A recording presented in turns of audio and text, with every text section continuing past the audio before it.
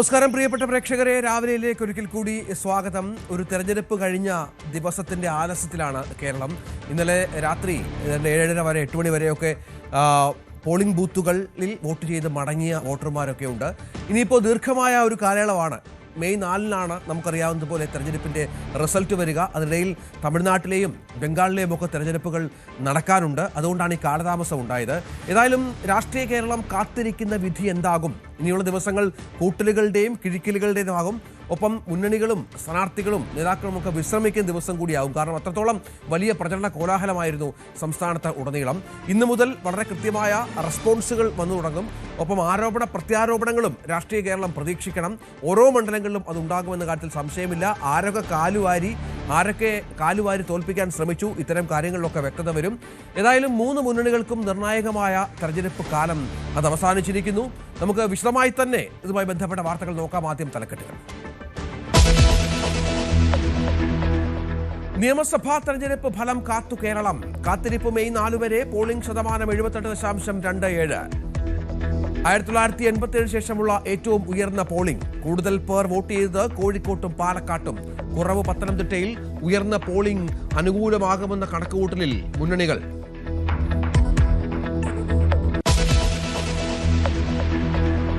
തുടർഭരണ പ്രതീക്ഷ കൈവിടാതെ LDF. വിലയിരുത്തലിന് CPM സംസ്ഥാന സെക്രട്ടേറിയറ്റ് മറ്റന്നാൾ. 100 സീറ്റെന്ന ഉറപ്പിൽ UDF. 3 മുതൽ 5 വരെ സീറ്റുകൾ നേടി നിർണായക ശക്തിയാകാമെന്ന് പ്രതീക്ഷയിൽ NDA.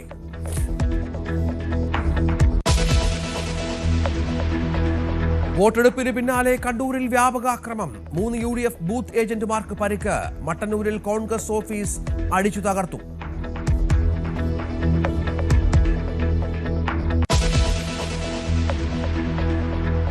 സംഘർഷത്തിനിടെ പശ്ചിമേഷ്യയിൽ സമാധാന ശ്രമങ്ങൾ. അമേരിക്കയും ഇറാനും തമ്മിൽ നേരിട്ടുള്ള ചർച്ചകൾ ഇസ്ലാമാബാദിൽ. ലബനുമായി ചർച്ചയ്ക്ക് തയ്യാറെന്ന് ഇസ്രായേൽ.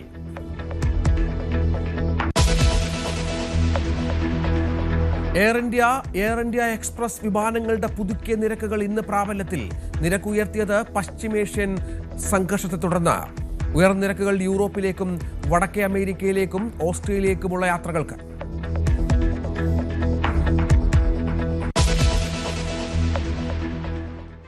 ഇനിയിപ്പോ കേരളം ജനവിധി കാത്തിരിക്കുകയാണ്. മെയ് 4-നാണ് വോട്ടെണ്ണൽ. റെനർജി പ്രസൻസ് കെ വോട്ട് നിങ്ങൾക്കായി സമർപ്പിക്കുന്നത് Renergy Systems India Private Limited, the most trusted solar energy brand. Co-presented by Berger. Paint your imagination. ചരിത്രത്തിലെ ഏറ്റവും വലിയ പോളിംഗ് ശതമാനം എന്ന് വേണമെങ്കിൽ വിശേഷിപ്പിക്കാവുന്ന, അതായത് SIR നടപ്പിലാക്കിയ ശേഷം ഏതാണ്ട് യഥാർത്ഥ വോട്ടർമാർ വോട്ട് രേഖപ്പെടുത്തി എന്ന് കരുതാവുന്ന ഒരു തെരഞ്ഞെടുപ്പിനാണ് ഇന്നലെ അവസാനമായത്. നമ്മൾ പ്രതീക്ഷിച്ച അത്രയും 85% തെരഞ്ഞെടുപ്പ് കമ്മീഷൻ ലക്ഷ്യം വെച്ചതെങ്കിലും അത്രയും എത്തിയില്ല എങ്കിൽ പോലും ഏതാണ്ട് 80-നടുത്തുള്ള ഒരു പോളിംഗ് ശതമാനത്തിലേക്ക് കാര്യങ്ങൾ എത്തി എന്നുള്ളത് ചെറിയ കാര്യമല്ല. അത് ഭരണവിരുദ്ധ വികാരത്തിൻ്റെ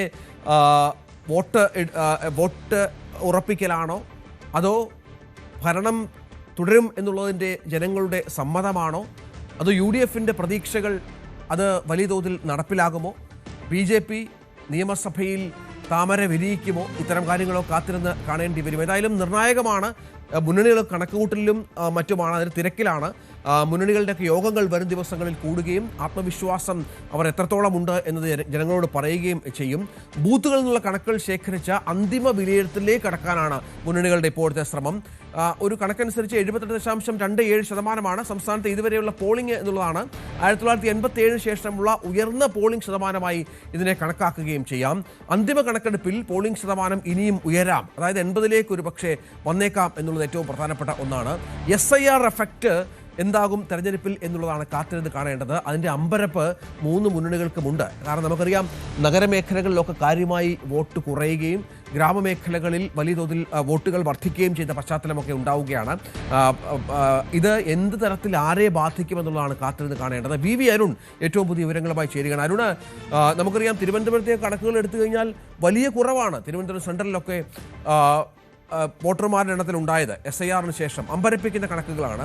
ഇതൊക്കെ ആർക്ക് സഹായകരമാകുമെന്നുള്ള കാര്യത്തിൽ എന്തെങ്കിലും കണക്കുകൂട്ടലുകൾ മുന്നണികൾക്കോ മറ്റുമുണ്ടോ? ഒരു പക്ഷേ അത്ര പെട്ടെന്ന് മനസ്സിലാകുന്ന ഒരു കണക്കുമല്ല. അതിൻ്റെ ഒരു ആശയക്കുഴപ്പമുണ്ട്.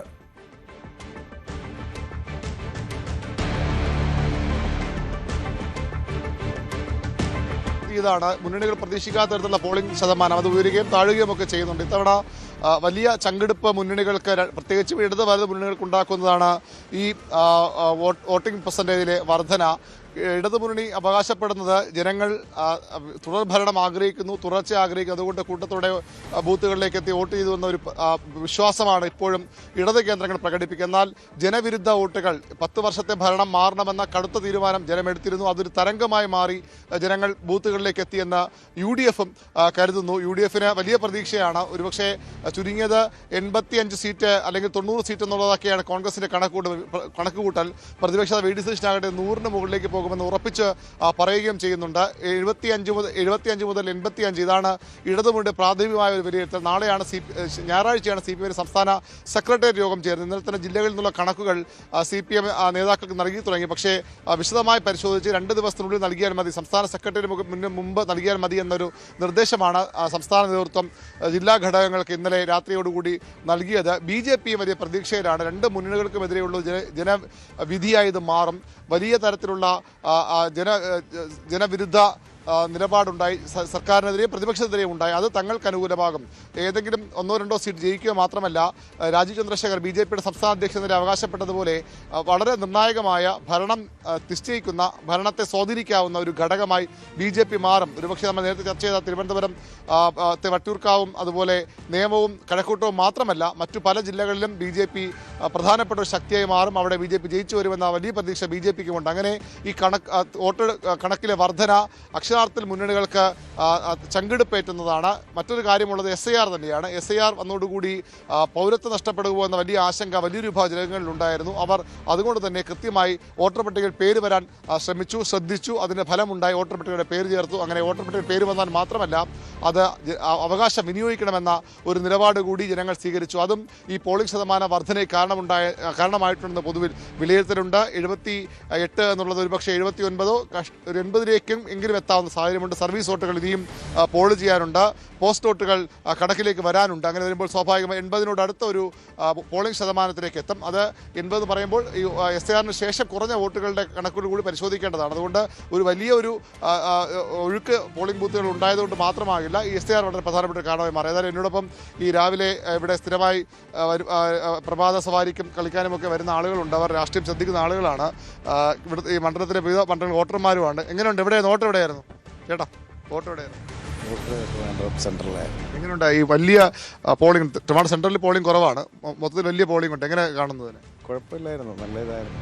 ഭരണവിരുദ്ധ വികാരമാകുമോ അല്ലെങ്കിൽ ഭരണം വീണ്ടും വേണോ എന്നുള്ള വികാരമാകുമോ? ഭരണവിരുദ്ധ വികാരം സംഭവിക്കാം എന്നുള്ളതേ ഉള്ളൂ. ഭരണവിരുദ്ധ വികാരം തന്നെയായിരിക്കും. സാർ, എങ്ങനെയാണ് ഈ വലിയൊരു 80-നോട് അടുത്തൊരു പോളിംഗ് പെർസെൻറ്റേജ് വരുന്നുണ്ട്, ഇതെന്തായിരിക്കും? SIR ഉണ്ടോ? അത് SIR-ൽ കുറേ ആൾക്കാർ പോയല്ലോ, അപ്പോഴത്തേക്ക് സ്വാഭാവികമായിട്ട് ടോട്ടൽ വോട്ട് കുറയും. അപ്പോൾ പോളിംഗ് ശതമാനം അതനുസരിച്ച് നേരത്തെ ചെയ്ത വോട്ട് അത്രയും പേര് ചെയ്താലും പോളിംഗ് ശതമാനം കൂടുമല്ലോ, അതൊരു കാരണം. പിന്നെ election commission doctor Rathan Kelkar അങ്ങേര് എന്തെല്ലാമാണ് ചെയ്തിരിക്കുന്നത്, കളിച്ചു ജനങ്ങളെ ബോധവൽക്കരിക്കാൻ, ഡാൻസ് ചെയ്തു, എന്തെല്ലാം കാണിച്ചു. അപ്പോൾ അതുകൊണ്ടൊക്കെ കുറേ ആൾക്കാർ കൂടുതൽ വോട്ട് ചെയ്തിട്ടുണ്ട്. എൻ്റെ ഒരു റീഡിങ് NS മാധവൻ പറഞ്ഞ പോലെ ഒരു 87 സീറ്റിനടുത്ത് LDF ജയിക്കുമെന്നാണ്. അതെ, NS മാധവൻ പറഞ്ഞിരിക്കുന്നത് 87 ജില്ല തിരിച്ചുള്ള കണക്ക് ഇന്ന് പറയാമെന്ന് അദ്ദേഹം പറഞ്ഞിട്ടുണ്ട്. അപ്പോൾ അതുകൊണ്ട് 87 കിട്ടിയില്ലെങ്കിലും 80-85 ഇടയ്ക്കായിരിക്കും LDF-ൻ്റെ പോരും. ഭരണവിരുദ്ധ വികാരം ഉണ്ടായിട്ടില്ല, ഒട്ടുമില്ല എന്നാണ് ഞാൻ കരുതുന്നത്. എന്താണ് ഈ ഭരണവിരുദ്ധ വികാരം? എവിടുത്തെ വോട്ടറാണ്? ഞാൻ തിരുവനന്തപുരം മണ്ഡലത്തിലെ വോട്ടറാണ്. ഇവിടെ പോളിംഗ് കുറവുള്ളൊരു മണ്ഡലമാണ്. പോളിംഗ് കുറവുള്ള മണ്ഡലമാണ്, പക്ഷെ ഭരണവിരുദ്ധ വികാരം ഇല്ല. എന്നാലും ചില ആൾക്കാർ പറയുന്നത് 10 വർഷമായില്ലേ മാറണമെന്നുള്ള രീതിയിൽ ചില ആൾക്കാരുടെ ഒരു അഭിപ്രായമുണ്ട്. പക്ഷെ ഭരണവിരുദ്ധ വികാരം ഇല്ല. LDF ജയിക്കുമെന്നാണ് ഒരു. എന്താണ് ഈ ഭരണവിരുദ്ധ ഉണ്ടാവും അല്ലെങ്കിൽ UDF വലിയ ഭൂരിപക്ഷം ഒരു തരംഗമായിട്ട്? തീർച്ചയായും. കാരണം ഞാൻ കേരളം മുഴുവൻ സഞ്ചരിക്കുന്ന ഒരു ട്രാവലറും കൂടെയാണ്. ഇവിടുത്തെ ഇൻഫ്രാസ്ട്രക്ചറിൻ്റെ ഡെവലപ്മെൻറ്റും ഇവിടെ നടന്നിട്ടുള്ള കാര്യങ്ങൾ വെച്ച് നോക്കുമ്പോൾ തീർച്ചയായും അവർ തന്നെ മുന്നോട്ട് പോകണം. നെക്സ്റ്റ് 5 years അവർക്ക് ഒരുപാട് കാര്യങ്ങൾ ചെയ്യാനുണ്ടാവും. അത് ഇടതു മുന്നണിക്ക് ഗുണം ചെയ്യും. ഈ വോട്ടിംഗ് ശതമാനം മാറിയത് എന്താണ്? ഈ സർക്കാരിനെതിരെ വികാരമാണോ അല്ലെങ്കിൽ UDF വരണമെന്നുള്ള ആഗ്രഹം കൊണ്ടാണോ അല്ലെങ്കിൽ SIR പോലുള്ള നേരത്തെ പറഞ്ഞ കാര്യങ്ങൾ? അല്ല, SIR-ൻ്റെ ഈ ഒരു മാൻഡേറ്ററി പോലെ SIR പൗരത്വത്തിൻ്റെ ഇതിന് വേണ്ടിയിട്ടുള്ള ഒരു സംഭവം വരും എന്നുള്ളത് തന്നെ പുതിയ വോട്ടർമാരുടെ ഇടയിൽ ആ ഒരു വളരെ കൂടുതൽ പോളിംഗ് ശതമാനം നടന്നത്. പിന്നെ ഇതിൽ പ്രധാനമായിട്ട് കാണുന്നതെന്ന് പറഞ്ഞാൽ ഈ പറഞ്ഞ പോലെ 10 വർഷമായി അതിൻ്റെ ഒരു മാറ്റത്തിൻ്റെ ജനം ആഗ്രഹിക്കുന്നത്. അതുപോലെ തന്നെ എൻ്റെ ഒരു തോന്നൽ വെച്ചിട്ട് ഈ BJPയുടെ വോട്ട് ഒരു നിർണായകമാവും കേരളത്തിലുടനീളമെന്നാണ് എൻ്റെ ഒരു കണക്കൂട്ടൽ. അതാണ് ഈ സമ്മിശ്രമായ അഭിപ്രായമാണ്. ഈ SIR വളരെ പ്രധാനപ്പെട്ട ഒരു കാര്യമാണ് ആളുകൾ പൊതുവിൽ വിലയിരുത്തപ്പെടുന്നത്. BJP അത് വളരെ പ്രധാനപ്പെട്ട പോയിന്റാണ് രഞ്ജിത്ത്. BJP പിടിക്കുന്ന വോട്ടുകൾ നേരത്തെ ചില മണ്ഡലങ്ങൾ മാത്രം കേന്ദ്രീകരിച്ചാണ് BJPയുടെ പ്രവർത്തനം. ജയസാധ്യതയുള്ള A ക്ലാസോ അല്ലെങ്കിൽ A+ അങ്ങനെ വിലയിരുത്തിയുള്ള ഒരു തീരുമാനം മണ്ഡലങ്ങൾ മാത്രമാണ് BJP പലപ്പോഴും കണക്കുകൂട്ട വലിയൊരു വർക്ക് നടത്താറുള്ളൂ. പക്ഷേ ഇത്തവണ അങ്ങനെയല്ല. BJP നിരവധി മണ്ഡലങ്ങൾ വളരെ ശക്തി കുറഞ്ഞ കേന്ദ്രങ്ങൾ മാറ്റി നിർത്തിയാൽ ബാക്കി എല്ലായിടത്തും ശക്തമായ മത്സരം BJP കാഴ്ചവെച്ചിട്ടുണ്ട്. വളരെ ശക്തമായ ത്രികോണ പോരാട്ടം പലയിടത്തും നടന്നിട്ടുണ്ട്. BJPയുടെ പ്രധാനപ്പെട്ട നേതാക്കളൊക്കെ പലതവണ കേരളത്തിലെ പല ഭാഗങ്ങളിലും വന്നു. അതുകൊണ്ട് തന്നെ BJP പിടിക്കുന്ന വോട്ട് അവരുടെ വോട്ടിംഗ് ശതമാനത്തിലെ വർധന അവരും ഒരുപക്ഷെ ഇത്തവണ അവർക്ക് വോട്ടിംഗ് ശതമാനമെങ്കിലും വർദ്ധിപ്പിക്കണം. BJP ഈ പറയുന്നത് പോലെ ഒരു ഡിസിസീവ് ഫാക്ടറൊന്നും ആയില്ലെങ്കിൽ പോലും അവർക്ക് വോട്ടിംഗ് ശതമാനത്തിൽ വലിയ വർധന ഉണ്ടാക്കാൻ ശ്രമിക്കുമെന്ന് ഉറപ്പാണ്. അല്ലെങ്കിൽ അത് അവർക്ക് നാണക്കേടായി BJPക്ക് മാറും. അതുകൊണ്ട് ആ ഒരു ഫാക്ടർ കൂടി ഇവിടെ വർക്കൗട്ട് ചെയ്തിരിക്കാം. ഇടത് വലത് മുന്നണികളുടെ വോട്ടുകൾക്കപ്പുറത്തേക്ക് ഈ നിഷ്പക്ഷ വോട്ടുകൾക്കപ്പുറത്തേക്ക് ഭരണവിരുദ്ധ വികാരത്തിൻ്റെ ഭാഗമായുള്ള വോട്ടുകളോ അല്ലെങ്കിൽ ഭരണം തുടർച്ച വേണമെന്ന് ആഗ്രഹിക്കുന്ന വോട്ടുകൾക്ക് അപ്പുറത്തേക്ക് BJP പിടിക്കുന്ന വോട്ടുകൾ വളരെ പ്രധാനമാണ്. അതൊരുപക്ഷെ ഈ ഭരണത്തിലൊക്കെ അവരുടെ ഒരു ഇടപെടലത്തോളം ഉണ്ടാകുമെന്ന കാര്യത്തിലൊക്കെ രാജീവ് ചന്ദ്രശേഖർ പറഞ്ഞ കുറച്ച് അപ്രായോഗികതയും അല്ലെങ്കിൽ അതിശയോക്തിയൊക്കെ ഉണ്ടാകാം. അവർ ഭരണം തീരുമാനിക്കുമെന്നുള്ളത് ഒരുപക്ഷെ നേരത്തെ കെ സുരേന്ദ്രൻ പറഞ്ഞതുപോലെ 30 സീറ്റ് പിടിച്ചാൽ BJP ഭരിക്കുമെന്ന് പറഞ്ഞതിന് സമാനമായി അതൊരുപക്ഷെ മാറിയേക്കാം. എങ്കിൽ പോലും അതിനപ്പുറത്തേക്ക് BJP പിടിക്കുന്ന വോട്ടുകൾ നിർണായകമാകാം. അതിനകത്ത് ഒരു വ്യത്യാസമുള്ളത് നേരത്തെ കെ സുരേന്ദ്രൻ പറഞ്ഞു വെച്ചത് കഴിഞ്ഞ തെരഞ്ഞെടുപ്പിന് മുൻപ് 35 സീറ്റുണ്ടെങ്കിൽ BJP അധികാരത്തിൽ വരുമെന്നാണ്. ഇവിടെ രാജീവ് ചന്ദ്രശേഖർ നമ്മുടെ സാരംഗിനോട് സംസാരിച്ചപ്പോൾ പറഞ്ഞ വളരെ പ്രധാനപ്പെട്ട ഒരു പോയിന്റാണ്. അതായത് 55 മുകളിൽ സീറ്റുകൾ ഒരു മുന്നണിക്ക് ലഭിക്കില്ല.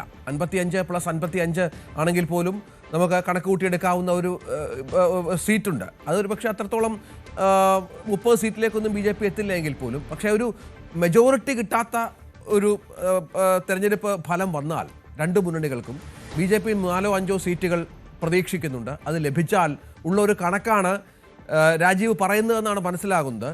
ഇപ്പോഴത്തെ അവരുടെ ഒരു ഏറ്റവും പുതിയ അസംഷൻ അനുസരിച്ച്, അതായത് കണക്കൂട്ടലൊക്കെ നടന്നു വരുന്നതേ ഉള്ളൂ എങ്കിലും ഒരു പുതിയ കണക്കൂട്ടലനുസരിച്ച് ഒരു 5 മുകളിൽ സീറ്റിലേക്കൊക്കെ പോകാനുള്ള സാധ്യതകളുണ്ടോ? അവർക്കിപ്പോൾ നമുക്കറിയാം കഴക്കൂട്ടത്ത്, നേമത്ത്, വട്ടിയൂർക്കാവിൽ, ഒപ്പം മഞ്ചേശ്വരത്ത്, പാലക്കാട്ട് ഒക്കെ അവർ വിജയം പ്രതീക്ഷിക്കുന്നു. അങ്ങനെ 5-6 സീറ്റുകളിലേക്കൊക്കെ എത്തിക്കഴിഞ്ഞാൽ ഒരു ഡിസിസീവ് ഫാക്ടറായി ഒരുപക്ഷേ തങ്ങൾ മാറിയേക്കാം എന്നുള്ളതാണ് ഇവരുടെ ലക്ഷ്യം. നേരത്തെ സുരേന്ദ്രന്റെ അന്തം വിട്ട ആ ഒരു 35ലേക്കൊന്നും കാര്യങ്ങൾ പോകുന്നില്ല എന്നുള്ളതാണല്ലോ പ്രത്യേകത.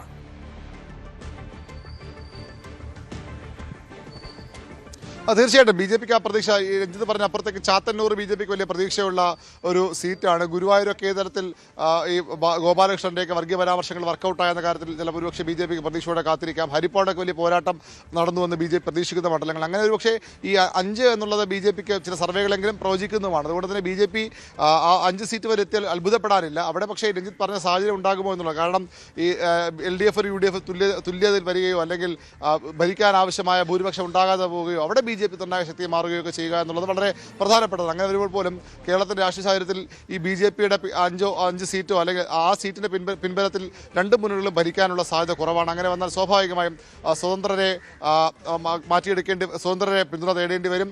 അതിനപ്പുറത്തേക്ക് രാഷ്ട്രീയ മാറ്റങ്ങൾ വീണ്ടും ഉണ്ടാകാം. കേരള കോൺഗ്രസ് എം ഒക്കെ ഒരുപക്ഷെ അവിടെ വളരെ നിർണായകമായി മാറാം. അപ്പോഴും BJPയുടെ പിന്തുണ എന്നുള്ള BJP ഡിസിസീവ് ഫാക്ടർ എന്ന് പറയുമ്പോൾ അത് എത്രത്തോളം കേരള രാഷ്ട്രീയ സാഹചര്യത്തിൽ പ്രായോഗികമെന്ന സംശയമുണ്ട്. അവിടെ ഈ കേരള കോൺഗ്രസ് എമ്മുകൾ രണ്ട് മുന്നിൽ നിൽക്കുന്ന എമ്മുകളുടെ വില ആ സമയത്ത് വർദ്ധിക്കാം. അവർ എത്ര സീറ്റ് പിടിച്ചാലും വില കൂടാം. RSP ഉള്ള പാർട്ടികളുണ്ട്,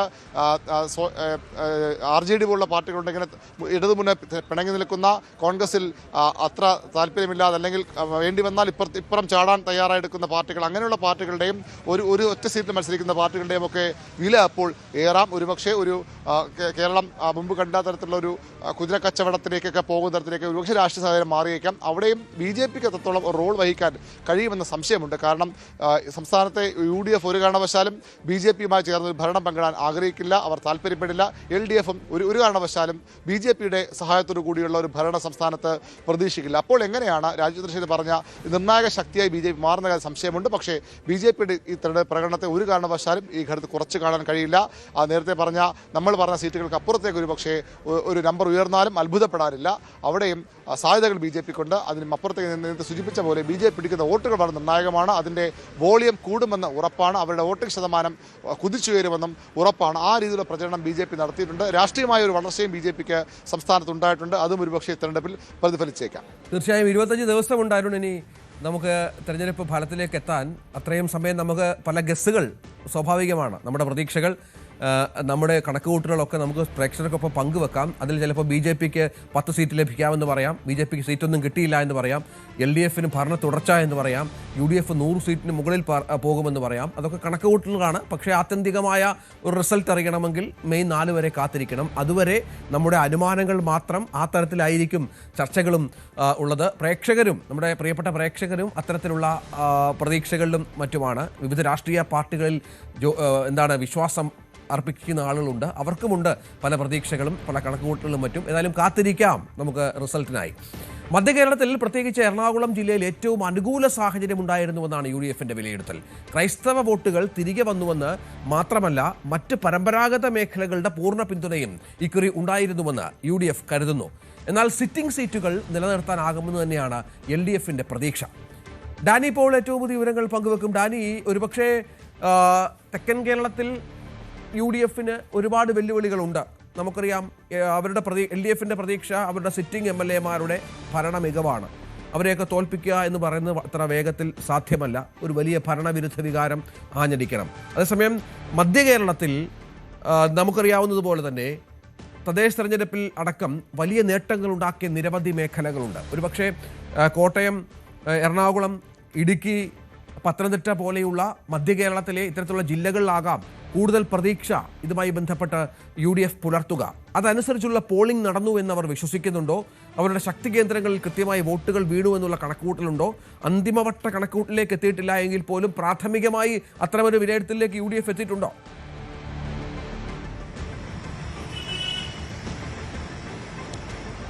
രഞ്ജിത്ത, മധ്യ കേരളത്തിലൊരു ശക്തി സ്രോതസ് UDFന്റെ എന്ന് പറയുന്നത് എറണാകുളം ജില്ലയെ ചുറ്റിപ്പറ്റി തന്നെയാണ്. കാരണം എറണാകുളം ജില്ല ഒരു ഏത് കാറ്റിലും UDFനൊപ്പം അങ്ങനെ അങ്ങ് ഉലയാതെ നിൽക്കുന്ന ഒരു സ്ഥലമാണ്.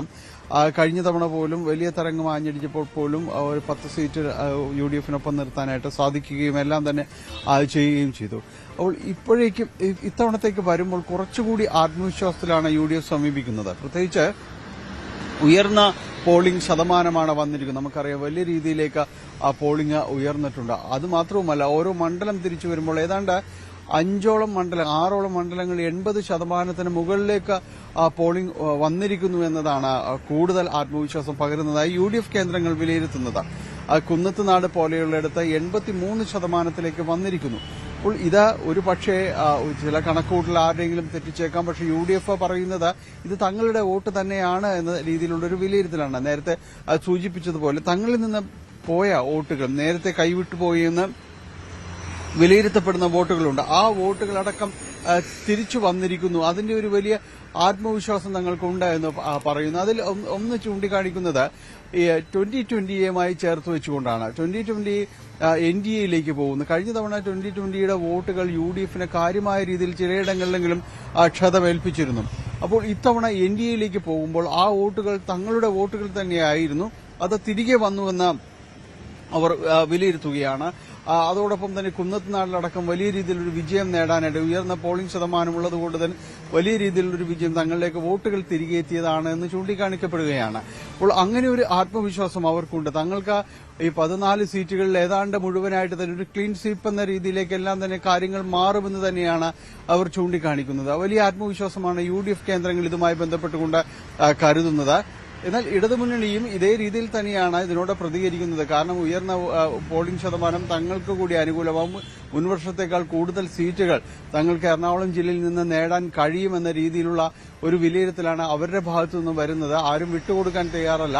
അതുകൊണ്ട് ഈ ഉയർന്ന പോളിംഗ് ശതമാനത്തെ ചൊല്ലി സത്യത്തിൽ കണക്കുകൂട്ടലുകൾ കയ്യിൽ നിൽക്കുന്നില്ല എന്നതാണ് വാസ്തവം. ഇത് ആരുടെ വോട്ടുകൾ എങ്ങനെയാണ് ഇതിൽ പ്രതിഫലിക്കുക എന്നതെല്ലാം തന്നെ ഇവർക്കിടയിൽ തന്നെയും ഒരു ആശയക്കുഴപ്പമുണ്ട്. എങ്കിൽ കൂടിയും ഇത് തങ്ങൾക്ക് അനുകൂലമായ ഒരു ട്രെൻഡ് എന്ന രീതിയിൽ ഒന്നുകിൽ വിലയിരുത്തി ആശ്വസിക്കുന്ന രീതിയിലേക്കാണ് കാര്യങ്ങളുള്ളത്.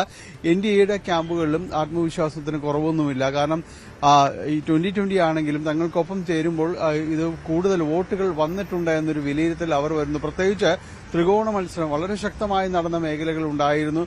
കുന്നത്ത് നാടുണ്ട്, അതോടൊപ്പം തന്നെയാണ് തൃപ്പൂണിത്തുറയിലെ തൃപ്പൂണിത്തുറയിൽ നടന്നത്. അപ്പോൾ ഈ മണ്ഡലങ്ങളിലെല്ലാം ഉയർന്ന നിരക്കാണ് രേഖപ്പെടുന്നത്, പോളിംഗ് നിരക്കാണ് വന്നിരിക്കുന്നത്, 80% മുകളിലേക്ക് വന്നിരിക്കുന്നു. അപ്പോൾ ഇത് ശക്തമായൊരു മത്സരം അവിടെ നടന്നിട്ടുണ്ട്.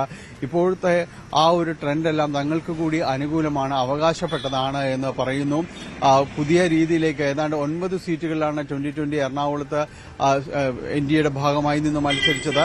കഴിഞ്ഞ ഒറ്റയ്ക്ക് മത്സരിച്ചത് 8 സീറ്റുകളായിരുന്നു. പലയിടത്തും നല്ല രീതിയിലൊരു പ്രകടനം ആ സമയത്ത് കാഴ്ചവെക്കാനായിട്ട് കഴിഞ്ഞിരുന്നു. അന്ന് NDAയുടെ ഭാഗമല്ലായിരുന്നു. അന്ന് NDA നേടിയതിനേക്കാൾ BJP നേടിയതിനേക്കാൾ കൂടുതൽ വോട്ടുകൾ പ്രത്യേകിച്ച് വൈപ്പിനടക്കമുള്ള മേഖലകളിൽ ഇവർക്ക് കുന്നത്തുനാട് പോലുള്ള 2020 ശക്തി കേന്ദ്രങ്ങളിലെ കൊച്ചി പോലുള്ള ഇവിടങ്ങളിലെല്ലാം തന്നെയും നേടാനായിട്ട് 2020 കഴിഞ്ഞിരുന്നു. അപ്പോൾ ഈ സ്ഥലങ്ങളിലെല്ലാം തന്നെ 80% മുകളിൽ വന്നിട്ടുണ്ട്. വൈപ്പിനാണെങ്കിലും അതോടൊപ്പം തന്നെ കൊച്ചിയിലാണെങ്കിലും എല്ലാം തന്നെ വോട്ടിംഗ് നിരക്ക് ഉയർന്നിട്ടുണ്ട്. അപ്പോൾ ഇത് തങ്ങളുടെ ഒരു ശക്തി പ്രകടനം കൂടിയാണ് എന്ന വിലയിരുത്തൽ 2020 ഉണ്ട്. അതിന്റെ ഗുണഭോക്താക്കൾ NDA ആണെന്നുള്ള ആത്മവിശ്വാസത്തിൽ NDA മുന്നോട്ട് പോകുന്നു. അങ്ങനെ കൂട്ടലും കിഴിക്കലും എല്ലാ ഭാഗത്തു നിന്നുണ്ട്. കൂടുതൽ ഇതിൽ UDF ആത്മവിശ്വാസം പ്രകടിപ്പിക്കുന്നത് ഇത് തങ്ങളുടെ ഒരു ഉറച്ച ജില്ല തന്നെയാണ്. കൂടുതൽ സീറ്റുകൾ തങ്ങൾക്ക് ഇവിടെ നിന്ന് നേടാനായിട്ട് സാധിക്കും. അത് ഭരണത്തിലേക്ക് UDF മുന്നേറുന്നതിന് വലിയ രീതിയിലൊരു ശക്തി പകരാൻ UDFന് ജില്ലയിൽ നിന്ന് സാധിക്കും എന്നൊരു വിലയിരുത്തലാണ് UDF കേന്ദ്രങ്ങൾക്കുള്ളത്. രഞ്ജിത്ത്, തീർച്ചയായും അതാണ് UDFന്റെ എറണാകുളം ജില്ലയിലെ സാഹചര്യം. കൂടുതൽ സീറ്റുകൾ നേടുക എന്നുള്ളത് തന്നെയാണ് ഏറ്റവും പ്രധാനപ്പെട്ട ഒന്നുള്ളത്. ആ ഒരു ആത്മവിശ്വാസമുണ്ട്. തൃശ്ശൂരിലേക്ക് വന്നാൽ അവിടെ നമുക്കറിയാം കടുത്ത പോരാട്ടം നടന്ന നിരവധി മണ്ഡലങ്ങളുണ്ട്. സ്വാഭാവികമായും BJPയുടെ തൃശ്ശൂർ ജില്ലയിലെ ഒരു വളർച്ച തന്നെയാണ് ഈ പോരാട്ടത്തിൻ്റെ കടുപ്പം ഒന്ന് കൂട്ടിയത്. തൃശ്ശൂരിലായാലും മണലൂരിലായാലും ഒക്കെ ഒരു ത്രികോണ പോരാട്ടത്തിൻ്റെ പ്രതീതി ഉണ്ട് എന്നുള്ള പ്രധാനപ്പെട്ട കാര്യമാണ്. തൃശ്ശൂരിൽ ഒരുപക്ഷെ BJPയും കോൺഗ്രസും തമ്മിൽ നേർക്കുനേർ മത്സരം എന്നുള്ള പ്രതീതി സൃഷ്ടിച്ച ഒരു മണ്ഡലം കൂടിയാണ്. അവിടെ പത്മജ വേണുഗോപാൽ വലിയ വിജയപ്രതീക്ഷ പുലർത്തുന്നുണ്ട്. മണലൂരിൽ BJPയുടെ മുൻ ജില്ലാ അധ്യക്ഷൻ അനീഷ് കുമാറൊക്കെ വലിയ പോരാട്ടം ഇതുമായി ബന്ധപ്പെട്ട് കാഴ്ചവെച്ചിട്ടുണ്ട് എന്ന കാര്യത്തിൽ സംശയമില്ല. ഒരുപക്ഷെ വിജയത്തിലേക്ക് എത്താമെന്ന് കരുതുന്ന ജില്ലകൾ മണ്ഡലങ്ങൾ അവിടെയുണ്ട് BJPക്ക് NDAക്ക്. അതാണ് രണ്ട് മുന്നണികളുടെയും ആശങ്ക വർദ്ധിപ്പിക്കുന്നത്. ഗുരുവായൂരിൽ ഗോപാലകൃഷ്ണന്റെ പോരാട്ടവും നമുക്കങ്ങനെ പെട്ടെന്ന് മറക്കാനാവില്ല. അങ്ങനെ ആരെ പിന്തുണയ്ക്കുമെന്നുള്ളത് നിർണായകമാണ്. BJPക്ക് വലിയ പ്രതീക്ഷ നിരവധി മണ്ഡലങ്ങളുണ്ട്. അതേസമയം പരമ്പരാഗത കോട്ടകൾ കൈവിടില്ല എന്ന് ഇടതുമുന്നണി വിശ്വസിക്കുന്നു. മണലൂർ, കൊടുങ്ങല്ലൂർ അടക്കമുള്ള മണ്ഡലങ്ങൾ പിടിച്ചെടുക്കുമെന്ന് UDF ആത്മവിശ്വാസം പ്രകടിപ്പിക്കുന്ന സാഹചര്യമുണ്ട്.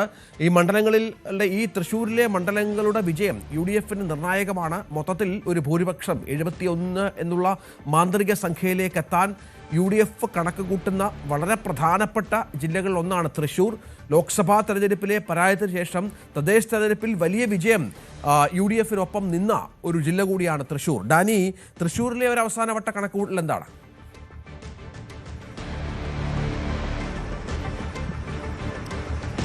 രഞ്ജിത്ത്, നമ്മൾ നേരത്തെ എറണാകുളം പറയുമ്പോൾ എറണാകുളം UDFന് എങ്ങനെയാണോ അതുപോലെ തന്നെയാണ് ഇടതുമുന്നണിക്ക് തൃശ്ശൂർ എന്ന് പറയുന്നത്. കഴിഞ്ഞ 2 ടേമുകളിലായിട്ട് ഈ 13 സീറ്റുകൾ 12 സീറ്റുകളും നേടി വളരെ അപ്രമാദിത്വമുള്ള ഒരു മേഖലയാണ് ഇടതുമുന്നണിക്ക് തൃശ്ശൂർ എന്ന് പറയുന്നത്. മധ്യ കേരളത്തിൽ നിന്ന് ഏറ്റവും കൂടുതൽ സീറ്റുകൾ ഒരുപക്ഷെ ഒരുമിച്ച് നേടിയെടുത്ത് സംഭാവന ചെയ്യാൻ കഴിയുന്ന ഒരിടമെല്ലാം തൃശ്ശൂരായിട്ടാണ് കണക്ക് കൂട്ടുന്നത്. ഇത്തവണയും അതിന് മാറ്റമുണ്ടാകില്ല എന്നെല്ലാം തന്നെ ആത്മവിശ്വാസം പ്രകടിപ്പിക്കുമ്പോഴും ചില രീതിയിലെങ്കിലും അവിടെ ചുവരെഴുത്തുകൾ മാറുന്നുണ്ട്. കഴിഞ്ഞ ലോക്സഭാ തെരഞ്ഞെടുപ്പുമായി ബന്ധപ്പെട്ടെല്ലാം തന്നെ നമ്മളത് കണ്ടതാണ്. ലോക്സഭാ തെരഞ്ഞെടുപ്പിന്റെ കണക്കുകൾ പരിശോധിക്കുകയാണെങ്കിൽ അന്ന് NDAക്ക് 6 സീറ്റുകളിൽ 6 നിയമസഭാ മണ്ഡലങ്ങളിൽ വ്യക്തമായ രീതിയിലുള്ള ഒരു ലീഡ് നേടാനായിട്ട് സുരേഷ് ഗോപി മത്സരിച്ചപ്പോൾ കഴിഞ്ഞിരുന്നതാണ്. അതോടൊപ്പം തൃശൂർ മണ്ഡലത്തിലാണെങ്കിൽ 14,000-ലധികം വോട്ടുകളുടെ ഭൂരിപക്ഷം ആ മണ്ഡലത്തിൽ മാത്രമായിട്ട് വളരെ വലിയ രീതിയിലുള്ളൊരു മാർജിൻ അവിടെ ഉണ്ടായിരുന്നു. അപ്പോൾ ഈ കണക്കുകൾ NDAക്ക് അനുകൂലമാകുമ്പോൾ ഈ മധ്യ കേരളത്തിൽ നിന്ന് ഒരു സീറ്റ് അല്ലെങ്കിൽ ഒന്നിലധികം സീറ്റുകൾ നേടാൻ NDAക്ക് കഴിയുമെങ്കിൽ തൃശൂർ അതിന് കൃത്യമായ ചേരുവകളുള്ള ഒരു ഭൂമികയാണെന്നാണ് NDAയുടെ ഒരു വിലയിരുത്തൽ. നമ്മൾ അതിന്റെ ഒരു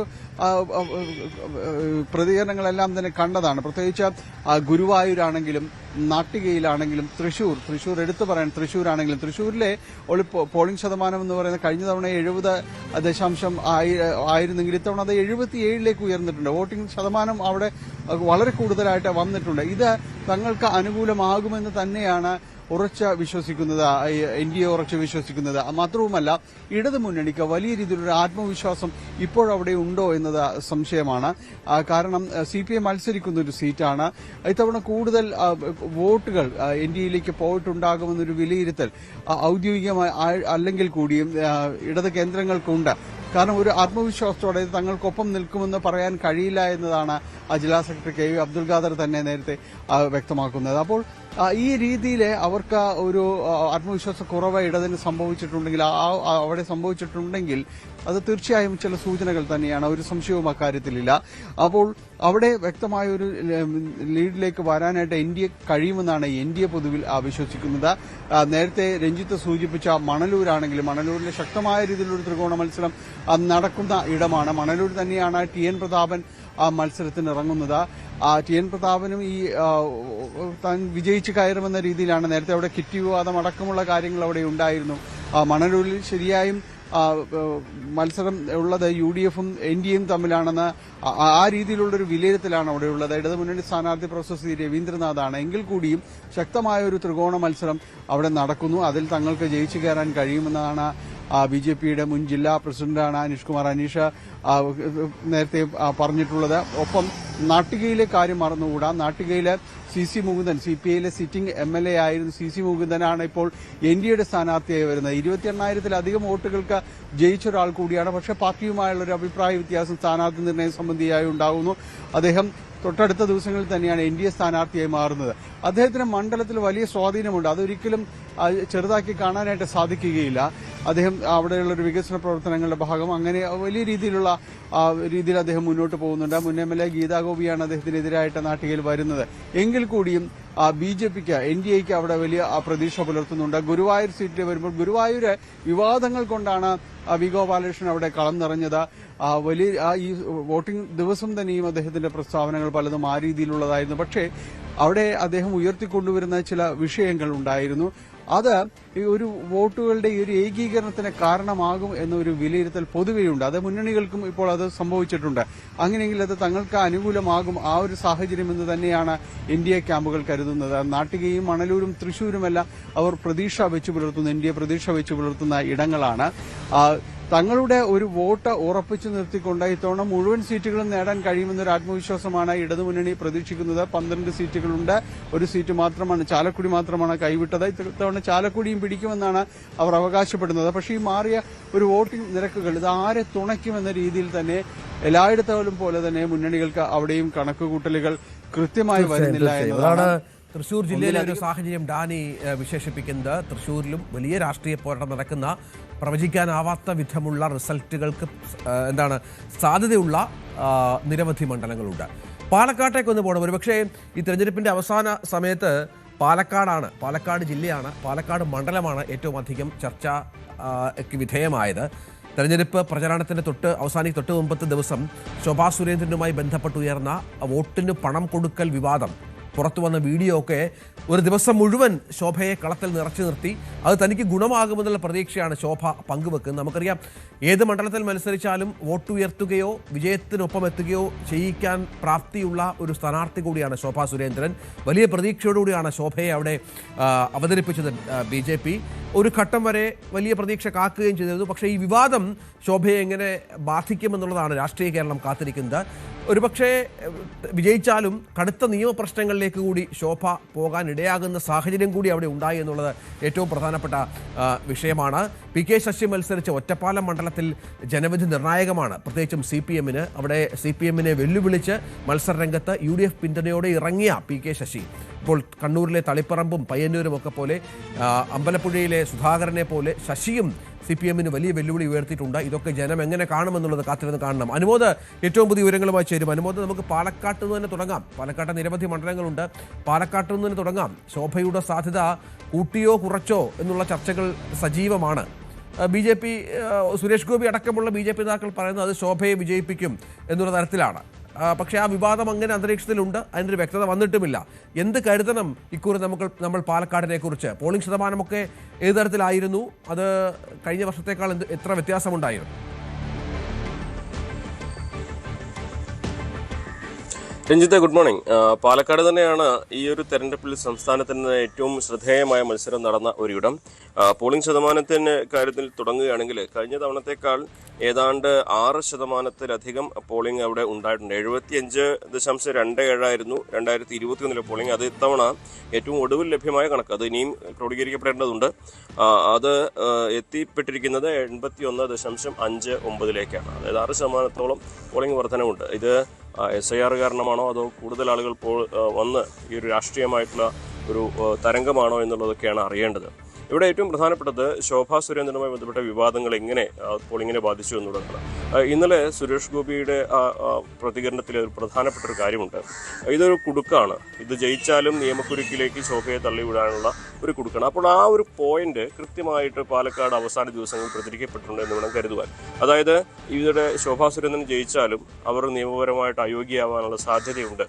അങ്ങനെ ഒരു സന്ദേശം ജനങ്ങളിലേക്ക് പോകുമ്പോൾ സ്വാഭാവികമായിട്ടും അത് ഒരുപക്ഷെ ശോഭയ്ക്ക് അനുകൂലമായിട്ടുള്ള ഒരു സാഹചര്യം തീർത്തേക്കില്ല എന്ന് നമുക്ക് പൊതുവിലയിരുത്തലുണ്ട്. അതായത് വീണ്ടും ഒരു അയോഗ്യത വരികയാണെങ്കിൽ ഉപതെരഞ്ഞെടുപ്പിലേക്ക് പോകുന്ന സാഹചര്യമൊക്കെ ഉണ്ടായേക്കാം എന്ന തരത്തിലുള്ള പ്രചരണം സ്വാഭാവികമായിട്ട് ആളുകളെ രണ്ടു വട്ടം ചിന്തിപ്പിക്കും. അവിടെ രാഷ്ട്രീയമായിട്ടുള്ള വോട്ടുകളേക്കാൾ കൂടുതൽ സ്ത്രീ വോട്ടുകൾ തന്നെയാണ് പ്രധാനമായിട്ടൊന്ന് എന്ന് വേണം വിലയിരുത്തുവാൻ. കാരണം ശോഭാ സുരേന്ദ്രൻ അത്തരത്തിലുള്ള പ്രചരണമാണ് നടത്തിയിട്ടുള്ളത്. സ്ത്രീപക്ഷ പോരാട്ടവും പാലക്കാട്ടെ പീഡനങ്ങളും ഒക്കെയാണ് അവർ മുഖ്യമായിട്ട് മുന്നോട്ട് വയ്ക്കുന്നത്. ഈ രമേശ് പിഷാരടിക്കെതിരെ പോലും രഞ്ജിത്തിൻ്റെ ആ കേസുമായി ബന്ധപ്പെട്ട അദ്ദേഹം നടത്തിയ പ്രതികരണമൊക്കെയാണ് അവർ പ്രധാനമായിട്ടും ഉപയോഗിച്ചിരിക്കുന്നത്. അപ്പോൾ ഈ തരത്തിലുള്ള ഈ സ്ത്രീപക്ഷ വോട്ടർമാർ രാഷ്ട്രീയ ഭേദമന്യേ ശോഭയ്ക്കൊപ്പം നിൽക്കുമോ അതോ ഇപ്പോഴുണ്ടായ വിവാദങ്ങളിൽ ഒന്ന് രമേശ് പിഷാരടിയെ തടഞ്ഞ വിവാദം, അതിൻ്റെ പിന്നാലെ ഈ തരത്തിലുള്ള പണം കൈമാറിയുന്ന വിവാദം, ഇതൊക്കെ ജനങ്ങൾ എങ്ങനെ വിലയിരുത്തും എന്നുള്ളത് പ്രധാനപ്പെട്ട ഒരു കാര്യമാണ്. അപ്പോൾ രാഷ്ട്രീയത്തിലതീതമായി ശോഭയ്ക്ക് സ്ത്രീ വോട്ടുകൾ ലഭിക്കുമോ? 2 വിവാദങ്ങൾ ശോഭയ്ക്ക് ദോഷമാകുമോ അതോ ഈ വിവാദങ്ങൾ ജനങ്ങളിൽ 2 വട്ടം ശോഭയ്ക്ക് വോട്ട് ചെയ്യുന്നതിനെ പറ്റി ചിന്തിച്ചിരിക്കുമോ? ഇതിനപ്പുറമാണ് രാഷ്ട്രീയമായിട്ടുള്ള സ്ഥിരം വോട്ടുകൾ. രാഷ്ട്രീയ വോട്ടുകൾ എന്ന് നമുക്ക് പൂർണ്ണമായിട്ടും അവിടെ പറയാൻ കഴിയില്ല. കാരണം ഈ ശ്രീധരൻ മത്സരിച്ചപ്പോൾ ഒരുപാട് വോട്ട് കോൺഗ്രസ് നിന്നും ഇടതുപക്ഷത്തു നിന്നൊക്കെ BJPക്ക് അനുകൂലമായിട്ട് വന്ന ഒരു സാഹചര്യം കൂടിയുണ്ട്. അപ്പോൾ വിവാദങ്ങൾ തന്നെയായിരിക്കും പാലക്കാട് ഏറ്റവും പ്രധാനപ്പെട്ട ഒരു കാര്യം. ഈ ജനങ്ങൾ ഇതിൽ ഏത് നിലപാടിനൊപ്പം നിൽക്കും, ഈ 2ൽ ഏത് നിലപാടിനൊപ്പം നിൽക്കും എന്നുള്ളത് തന്നെയാണ് പാലക്കാട്ടെ മത്സരഫലത്തെ നിശ്ചയിക്കുന്നതിൽ നിർണായകമാവുക. ഒപ്പം തന്നെ പാലക്കാടിൻ്റെ പുറമെ തൃത്താലയും അതുപോലെ ഒറ്റപ്പാലവും ചിറ്റൂരും കോങ്ങാടുമൊക്കെ ശക്തമായ മത്സരമാണ് നടന്നിട്ടുള്ളത്. അതിൽ തന്നെ ഒറ്റപ്പാലം രഞ്ജിത്ത് നേരത്തെ സൂചിപ്പിച്ച പോലെ PK ശശി എന്ന ഇടതുപക്ഷ നേതാവ്, അദ്ദേഹം ഇടതുപക്ഷത്തിൽ നിന്ന് മാറി സ്വതന്ത്രനായ UDFനൊപ്പം നിൽക്കുന്ന ആദ്യത്തെ മത്സരമാണ്. സ്വാഭാവികമായിട്ടും ജനങ്ങൾ അദ്ദേഹത്തിനൊപ്പം നിൽക്കുമോ, ഇടതുപക്ഷത്തിന് അദ്ദേഹത്തിൻ്റെ ഈ സ്ഥാനാർത്ഥിത്വം ഏത് തരത്തിലാണ് ദോഷം ചെയ്യുക എന്നുള്ള കാര്യങ്ങളൊക്കെ വലിയ ആകാംക്ഷയുള്ള കാര്യമാണ്. അവിടെ നേരത്തെ തന്നെ BJPയും PK ശശിയുമായിട്ട് ഡീലുണ്ടെന്ന ആക്ഷേപം CPM ജില്ലാ സെക്രട്ടറി തന്നെ ഉന്നയിച്ചൊരു സാഹചര്യം കൂടി അവിടെ എടുത്തു പറയേണ്ടതുണ്ട്. ഇതിനോടൊപ്പം ചേർത്ത് പറയേണ്ടത് മലമ്പുഴയിലും ശക്തമായൊരു മത്സരം നടക്കുന്നുണ്ട്. അവിടെ എ സുരേഷാണ് കോൺഗ്രസിന് വേണ്ടി മത്സരിച്ചിരിക്കുന്നത്. ആ സുരേഷിനെ BJPക്ക് വേണ്ടി ഒരു ഡീലിന് വേണ്ടി മത്സരിപ്പിച്ചെന്നുള്ള ആരോപണവും അവിടെ നിലനിൽക്കും. ഈ ആരോപണങ്ങളൊക്കെ സ്വാഭാവികമായിട്ടും പല മണ്ഡലങ്ങളിലും കോൺഗ്രസും BJPയും തമ്മിൽ ധാരണയുണ്ടെന്ന തരത്തിലാണ് CPM ആരോപിക്കുന്നത്. അത് എത്രമാത്രം ഈ പോളിംഗിൽ അല്ലെങ്കിൽ ഇതിലൊക്കെ വരും എന്നുള്ളതാണ് അറിയേണ്ടതായിട്ടുള്ളൊരു കാര്യം. തൃത്താലയാണ് മറ്റൊരു പ്രധാനപ്പെട്ട മണ്ഡലം. തൃത്താലയിൽ MP രാജേഷും VT ബൽറാം. അവിടെ VT ബൽറാമിന് ഈ കഴിഞ്ഞ തവണ നഷ്ടമായ വോട്ടുകൾ അത് ലഭിച്ചാൽ തന്നെ അദ്ദേഹത്തിന് വിജയിക്കാൻ കഴിയുന്നതാണ് UDFൻ്റെ പ്രതീക്ഷ. പക്ഷേ അവിടെ മുസ്ലിം വിഭാഗത്തിൻ്റെ വോട്ടുകൾ വളരെ പ്രധാനപ്പെട്ടതാണ്. മുമ്പൊന്നും ഇല്ലാത്ത രീതിയിൽ തന്നെ അവിടെ SDP സ്ഥാനാർത്ഥിയുണ്ട്. അപ്പോൾ അദ്ദേഹം നേടുന്ന വോട്ടുകൾ അവിടെ നിർണായകമാകുന്ന ഒരു സാഹചര്യം. വികസനം മുൻനിർത്തിയുള്ള പ്രചരണമാണോ രാഷ്ട്രീയമായിട്ടുള്ള ചർച്ചകളാണോ അവിടെ ഫലം നിർണായകമാവുക എന്നുള്ളതും അറിയേണ്ടതാണ്. കോങ്ങാടാണ് അപ്രതീക്ഷിതമായി മത്സരം നടന്ന മറ്റൊരിടം. കോങ്ങാടിനെ സംബന്ധിച്ച് നമുക്കറിയാം ലീഗിൽ നിന്ന് കോൺഗ്രസ് ഏറ്റെടുത്ത ഒരു സീറ്റാണ്.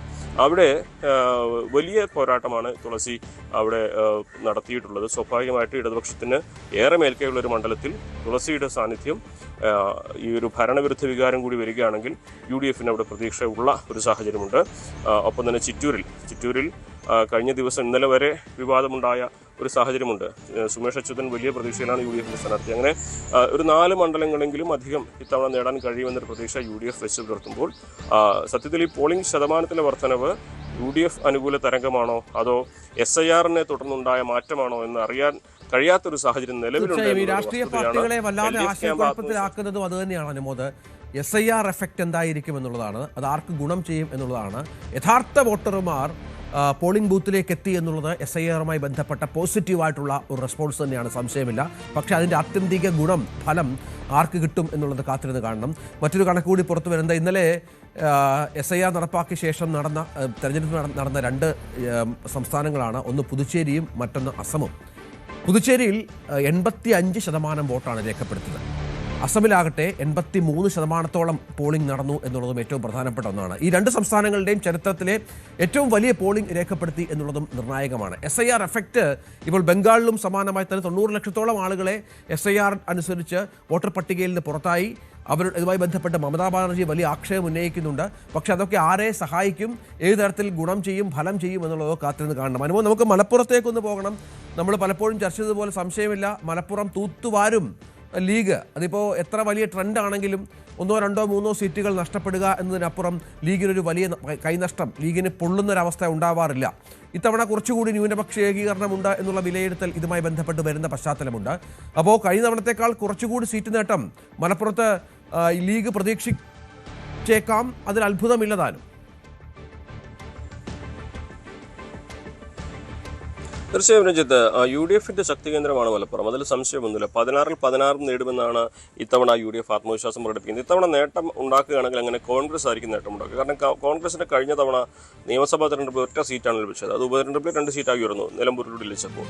ഇത്തവണത്തേക്ക് വരുമ്പോൾ പൊന്നാനി, തവനൂർ ഈ 2 മണ്ഡലങ്ങളിലും ഫലം ആണ് പ്രധാനപ്പെട്ട ഒന്ന്. 2ഇടത്തും LDFന്റെ സിറ്റിംഗ് സീറ്റുകളായിട്ടുള്ളത്. ഇവിടെ തന്നെ ഏറ്റവും പ്രധാനമായിട്ട് നമ്മൾ എടുത്തു പറയുന്ന ഒന്ന് പൊന്നാനിയാണ്. പൊന്നാനിയിലെ ആ സ്ഥാനാർത്ഥി പ്രഖ്യാപനത്തെ തുടർന്ന് തന്നെ ഉണ്ടായ അസ്വാരസ്യങ്ങൾ, അത് താഴെത്തട്ടിൽ പുകഞ്ഞുകൊണ്ടിരിക്കുന്ന സാഹചര്യമായിരുന്നു LDFനെ സംബന്ധിച്ച്. പലപ്പോഴും നോട്ടയ്ക്ക് വോട്ട് ചെയ്യാനും വോട്ട് ബഹിഷ്കരിക്കാനും ഒക്കെ സൈബർ സഖാക്കളുടെ ആഹ്വാനമൊക്കെ നമ്മൾ സാമൂഹ്യ മാധ്യമങ്ങളിൽ കണ്ടതാണ്. അതൊക്കെ ഏത് തരത്തിൽ ഈ ഒരു തെരഞ്ഞെടുപ്പിൽ പ്രതിഫലിച്ചിട്ടുണ്ട് എന്നുള്ളതാണ് അറിയേണ്ടത്. മലപ്പുറം ജില്ലയിൽ ഏറ്റവും കുറവ് പോളിംഗ് നടന്ന ഒരു മണ്ഡലം കൂടിയാണ് പൊന്നാനി എന്നതും കൂടി നമ്മൾ ഈ ഘട്ടത്തിൽ എടുത്തു പറയേണ്ടതുണ്ട്. മറ്റ് മണ്ഡലങ്ങളെ അപേക്ഷിച്ച് കുറവ് പോളിംഗ് 73.97 പൊന്നാനിയിലെ പോളിംഗ്. കഴിഞ്ഞ തവണയും ഏറ്റവും കുറവ് പോളിംഗ് നടന്നത് പൊന്നാനിയാണ്. അതുകൂടി നമ്മൾ പറയണം, 70.82. അതായത് പോളിംഗിലെ ഒരു ശതമാനക്കുറവ് പൊന്നാനി സ്ഥിരം അങ്ങനെയാണ്, ആ ഒരു പാറ്റേൺ അങ്ങനെയാണെന്നാണ് ഇടതുപക്ഷം പറയുന്നത്. ഇനി ഇവിടെ അറിയേണ്ടത് ഏതെല്ലാം മേഖലകളിൽ നിന്നാണ് ഈ പോളിംഗ് നടന്നിട്ടുള്ളതെന്നാണ്. പ്രധാനമായിട്ടും ഇടതുപക്ഷം അവിടെ തീരദേശ മേഖലകളാണ് അവർ ശക്തി കേന്ദ്രങ്ങളായിട്ടുള്ളത്. അവിടെ കൃത്യമായിട്ടുള്ള പോളിംഗ് ഉണ്ടായിട്ടുണ്ടോ എന്നുള്ളതാണ് അറിയാനുള്ളൊരു കാര്യം. അതേപോലെ വെളിയങ്കോട്, മാറഞ്ചേരി തുടങ്ങിയ മേഖലകളിൽ അവിടെയൊക്കെ UDFന് കുറച്ച് ആധിപത്യമുള്ള മേഖലയുണ്ട്. ആ പ്രദേശങ്ങളിൽ നിന്ന് MK സക്കീറിന് അനുകൂലമായിട്ടൊരു വോട്ട് ചോർച്ച LDFന് അനുകൂലമായിട്ട് വരുമെന്നൊരു കണക്കൂട്ടലാണ്. അതായത് തീരദേശ മേഖലയിൽ കുറഞ്ഞാലും അത് മാറഞ്ചേരി മേഖലകളിലൂടെ, പെരുമ്പടപ്പ് മേഖലകളിലൂടെ പരിഹരിക്കാനാകുമെന്നൊരു കണക്കൂട്ടിലാണ് LDFന്. പെരുമ്പടപ്പൊക്കെ MK സക്കീറിൻ്റെ നാട് നിൽക്കുന്ന സ്ഥലമാണ്. അപ്പോൾ അവിടെയൊക്കെ UDFന് പോകുന്ന വോട്ടുകൾ ഇത്തവണ MK സക്കീറിന് ലഭിക്കും എന്നൊരു കണക്കൂട്ടലുണ്ട്. അതായത് തീരദേശത്ത് വോട്ട് നഷ്ടമായാലും പെരുമ്പടപ്പ് മേഖലയിൽ വോട്ടുകൾ കൊണ്ട് അത് മറികടക്കാനാകും. അങ്ങനെ ഒരു നേരിയ ഭൂരിപക്ഷത്തിന് വിജയിക്കാൻ കഴിയുന്നൊരു പ്രതീക്ഷയാണ് LDFനുള്ളത്. മറിച്ച് UDFനാകട്ടെ UDFന്റെ വോട്ടുകളൊന്നും ചുരുകയില്ല, മറിച്ച് LDFന്റെ വോട്ടുകൾ നേരത്തെ സൂചിപ്പിച്ച തീരദേശ മേഖലകളിൽ നിന്നും LDFന് ശക്തി കേന്ദ്രങ്ങളിൽ നിന്നൊക്കെ സ്ഥാനാർത്ഥി വിഷയത്തെ തുടർന്ന് ഉണ്ടായ ചോർച്ച അനുകൂലമാകുന്നൊരു സാഹചര്യമാണ്. പക്ഷേ ഇവിടെ MK സക്കീറിനെ കുറിച്ച് ഈ സ്ഥാനാർത്ഥി നിർണയത്തിൽ വന്ന ചില അല്ലെങ്കിൽ അഭിപ്രായ വ്യത്യാസങ്ങൾ ഒഴിച്ചാൽ മറ്റൊന്നും തന്നെ പറയാനില്ല എന്നുള്ളതും കൂടി LDFന് അനുകൂലമായിട്ടുള്ള ഒരു വിവാദങ്ങളും കാര്യമായിട്ടുണ്ടാക്കാത്ത ക്ലീൻ ആയിട്ടുള്ള ഒരു ഇമേജ് ഉള്ള വ്യക്തിയാണെന്നാണ് LDFന്റെ ഏതായാലും മലപ്പുറം പച്ചക്കടലാകുമെന്ന കാര്യത്തിൽ സംശയമില്ല. കൂടുതൽ സീറ്റുകൾ ലഭിക്കുമോ, കയ്യിലുള്ള 1, 2 എണ്ണം പോകുമോ എന്നുള്ളത് മാത്രമാണ് ലീഗിന് കാത്തിരുന്ന് കാണേണ്ടത്. സംസ്ഥാനത്ത് ഏറ്റവും വാശിയേറിയ പോരാട്ടം നടന്ന മറ്റ് ജില്ലകളിൽ ഒന്ന് അത് ആലപ്പുഴ ജില്ലയാണ്. അവിടെ പ്രത്യേകിച്ച് അമ്പലപ്പുഴയിലേക്ക് നമുക്ക് പോയാൽ, അമ്പലപ്പുഴ അറിയാവുന്നതുപോലെ തന്നെ അമ്പലപ്പുഴ ഒരുങ്ങിയത് വലിയൊരു രാഷ്ട്രീയ പോരാട്ടത്തിനാണ്. ഈ പ്രചരണ കാലയളവിലുടനീളം നമ്മളത് കണ്ടതാണ്. ഏറ്റവും ഒടുവിൽ G. സുധാകരനെ, പാർട്ടിയുടെ എല്ലാമായിരുന്നു G. സുധാകരനെ ഇന്നലെ അമ്പലപ്പുഴയിൽ പാർട്ടി പ്രവർത്തകർ തടഞ്ഞുവെച്ച് ആ തരത്തിലുള്ള സംഘർഷം ഉണ്ടാക്കുന്ന കാഴ്ച പോലും അമ്പലപ്പുഴ സാക്ഷ്യം വഹിച്ചു എന്നുള്ളതാണ്. ഏറ്റവും ഉയർന്ന പോളിംഗ് ശതമാനം രേഖപ്പെടുത്തിയ മണ്ഡലങ്ങളിൽ ഒന്നായി അമ്പലപ്പുഴ മാറുന്നു എന്നുള്ളതാണ് പ്രധാനപ്പെട്ട കാര്യം. പരമ്പരാഗതമായ ഇടത് ശക്തി കേന്ദ്രമായ ആലപ്പുഴ ജില്ലയിൽ ഇക്കുറി അട്ടിമറി വിജയങ്ങൾ കോൺഗ്രസ് പ്രതീക്ഷിക്കുന്നുണ്ട്. എന്നാൽ കാര്യമായ നഷ്ടം ഇടത് ക്യാമ്പ് പ്രതീക്ഷിക്കുന്നുമില്ല. ശരണ്യ സ്നേഹനുണ്ട്. ശരണ്യ, ഇപ്പോൾ നമ്മൾ അരൂരിൽ ഇങ്ങോട്ട് വന്നാൽ അരൂര്, ചേർത്തല, ആലപ്പുഴ, അമ്പലപ്പുഴ, ഹരിപ്പാട്, കുട്ടനാട്, കായംകുളം, മാവേലിക്കര, ചെങ്ങന്നൂർ ഇങ്ങനെയുള്ള മണ്ഡലങ്ങളിൽ വന്നാൽ നമുക്കറിയാം ഒരു സ്ഥലത്ത് മാത്രമാണ് അവിടെ UDFന്റെ ആധിപത്യമുള്ളത്. അത് സാക്ഷാൽ രമേശ് ചെന്നിത്തലയുടെ ഹരിപ്പാടാണ്. പക്ഷേ ഇത്തവണ അരൂർ പ്രതീക്ഷിക്കുന്നു UDF. ഇങ്ങോട്ട് വന്നാൽ ആലപ്പുഴ പ്രതീക്ഷിക്കുന്നു, ശക്തമായ മത്സരമാണ് നടന്നിട്ടുണ്ട്. അമ്പലപ്പുഴ പ്രതീക്ഷിക്കുന്നു UDF. കുട്ടനാട്ടിൽ വലിയ വിജയമുണ്ടാകുമെന്ന് കരുതുന്നു. ഹരിപ്പാട്ട് സ്വാഭാവികമായും വിജയമുണ്ടാകും, സംശയമില്ല. കായംകുളം പ്രതീക്ഷിക്കുന്നു. അങ്ങനെ UDF പ്രതീക്ഷിക്കുന്ന 6ഓളം മണ്ഡലങ്ങൾ അവിടെ കനത്ത രാഷ്ട്രീയ പോരാട്ടം നടന്നിട്ടുണ്ട്. പക്ഷേ അമ്പലപ്പുഴയിലെ അടക്കം വലിയ വോട്ടിംഗ് ശതമാനം അത് എന്തിൻ്റെ സൂചനയായി കാണുന്നുണ്ട് ഇരു മുന്നണികളും?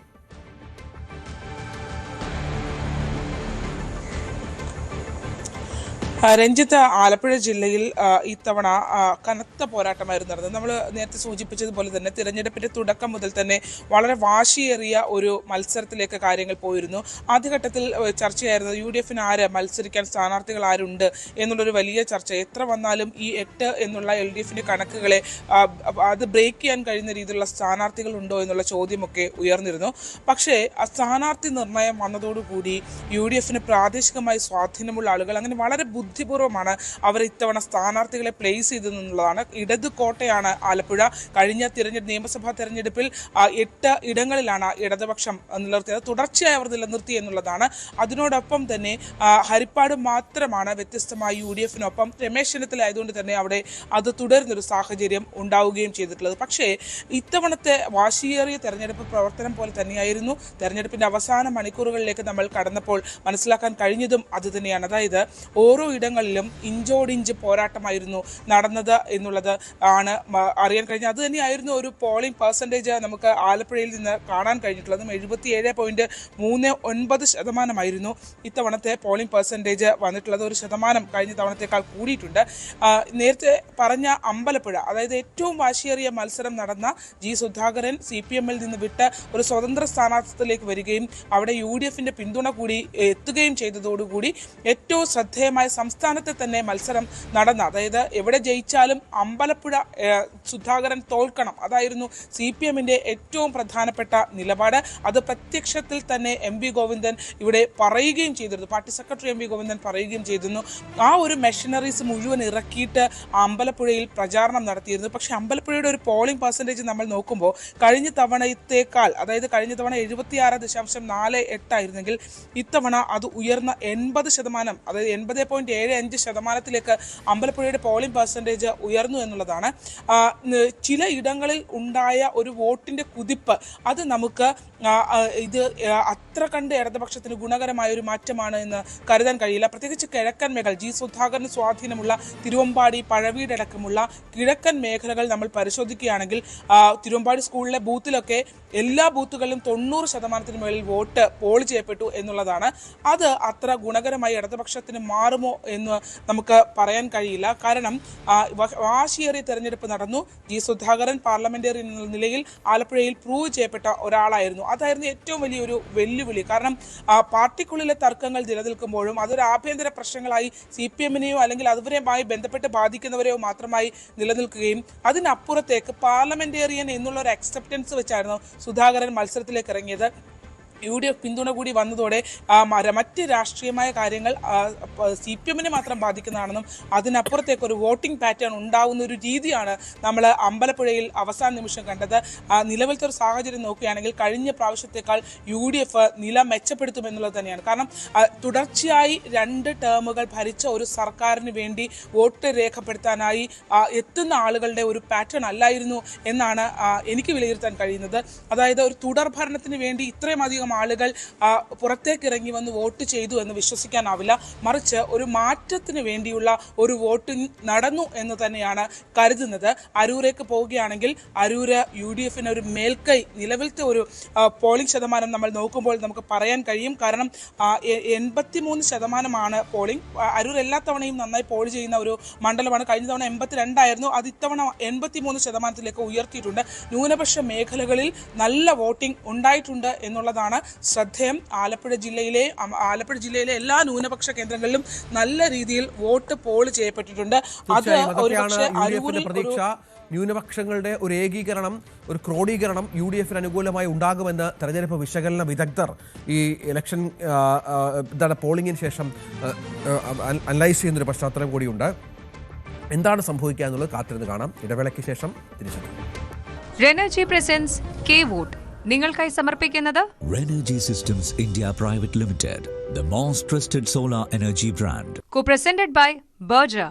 Paint your imagination.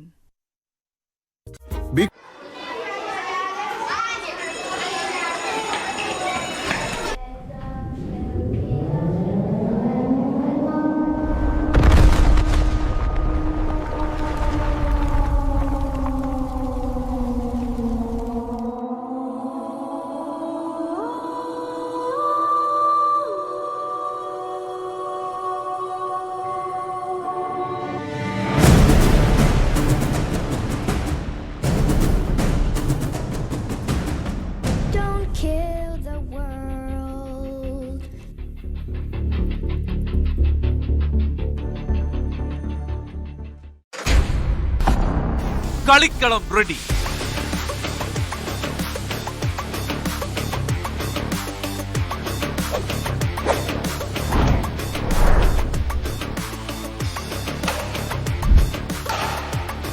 കേരളം എന്ന വലിയ കോട്ടിൽ ഇനി പോരാട്ടം മുറുകുന്നു. 140 മണ്ഡലങ്ങളുടെ ഭാവി നിർണയിക്കുന്ന പോരാട്ടം. നെറ്റിന് അപ്പുറവും ഇപ്പുറവും അതികായന്മാർ. കേരളം വിധിയെഴുതുന്ന മഹാപോരാട്ടം. തെരഞ്ഞെടുപ്പ് വാർത്തകളുടെ വേഗമേറിയ കളം. കാണുക ദ ഇലക്ഷൻ ചാനൽ. വാർത്തകൾ നമ്മളെ തേടി വരും. വേഗവും സമയവും ചിലപ്പോൾ വ്യത്യാസപ്പെട്ടേക്കാം.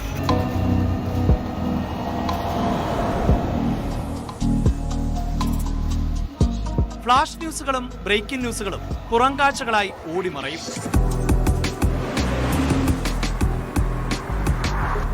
കാഴ്ചകൾ വിശാലമായിരിക്കണം. ഒരു വശം മാത്രമല്ല, എല്ലാ വശവും നമ്മളിലേക്ക് എത്തണം.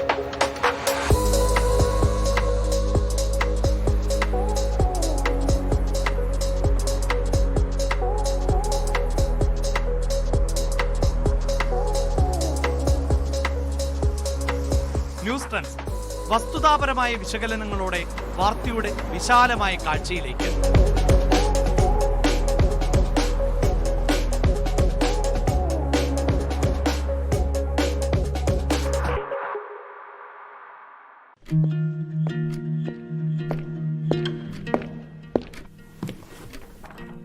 Today the world changes at every fraction of a second.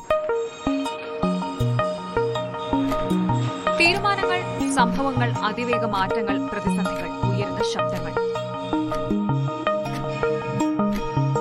In a world moving this fast, staying still is not an option. Just ഒരു half an hour ലോകം ചുറ്റാൻ പറ്റും.